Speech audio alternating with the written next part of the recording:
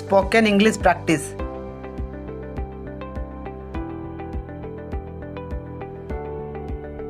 मो पाखरे समय नाही। तार इंग्लिश होची I don't have time. I don't have time. मु तुमको परे कॉल करीबी। तार इंग्लिश होची I will call you later.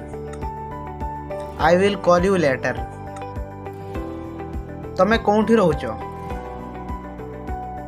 तार इंग्लिश होची where do you live. Where do you live. तमे केते बेले आसीबो? तार इंग्लिश होची when will you come. When will you come. मु आशा करूची तमे बुझी पारिलो।